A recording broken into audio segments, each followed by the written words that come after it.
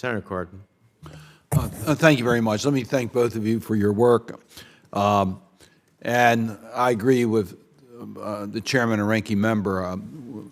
We've made a lot of progress, but where we have gaps, where we have the inconsistencies between our European allies and ourselves and our global partners, we should be looking at ways that we can strengthen the sanctions. So the purpose of the sanctions, as you point out, is to win this war. And you pointed out a lot of ways in which it helps, taking resources away from Russia that could be used for its military, to deal with the inability to deal with its supply chain through the material and equipment that cannot get into Russia. But I want to raise an additional point here, and that is winning this war is holding Russia accountable, in addition to protecting Ukraine's sovereignty, for the destruction it's caused, and to hold those responsible for the atrocities criminally responsible for their activities. And one of the points about individual sanctions, one of the points about putting a spotlight on the people that are committing these atrocities, is that there will come a point that those around Mr. Putin and those in the military recognize that their future may be at The Hague, and they may wish to try to cleanse themselves from the atrocities being committed. And one of the ways that we make that point very clear is through individual sanctions. And I do appreciate that the United States has been strong on the individual sanction front. But as you pointed out, we can do more. The atrocities are continuing. So our spotlight on those committing these atrocities need to keep up with, unfortunately, the activities that are occurring through Mr. Putin's direction. So I just really would like to get your assessment as to how we are working with those that recognize accountability must be part of the ultimate victory here. And the way that we use our individual sanctions gives a roadmap to those that will be ultimately responsible for this part of accountability. Mr. Ambassador, you want to start?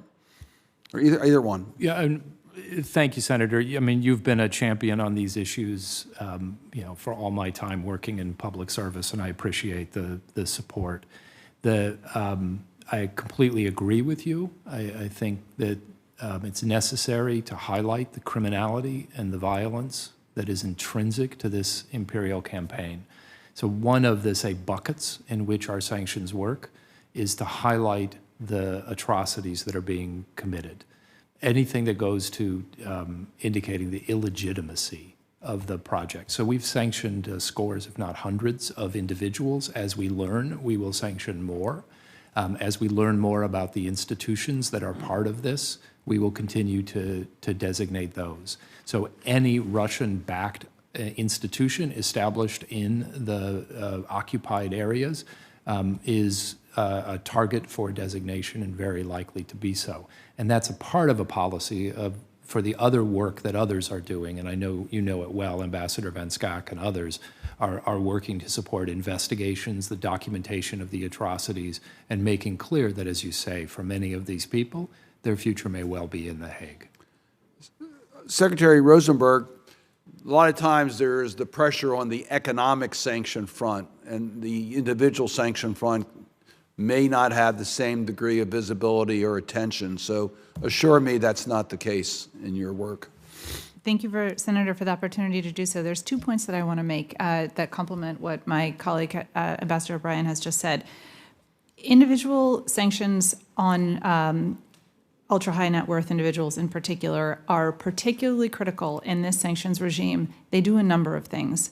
So first, they identify, it sends a powerful message, as you've indicated, and it also will lock up the assets of these individuals and their holdings who benefit from their position with proximity to President Putin or who otherwise support and facilitate his activities and decision-making.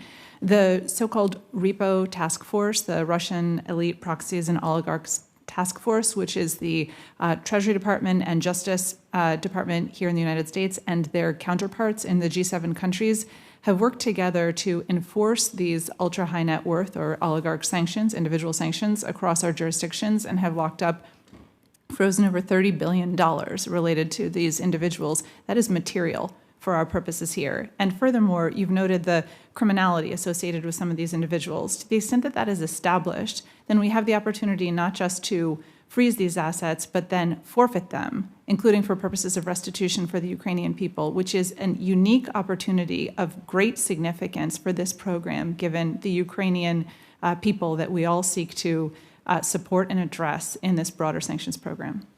And that's an area that I'm sure we're going to put more attention to as we get later to the restitution issues in Ukraine itself. Thank you, Mr. Chairman. Well, thank you.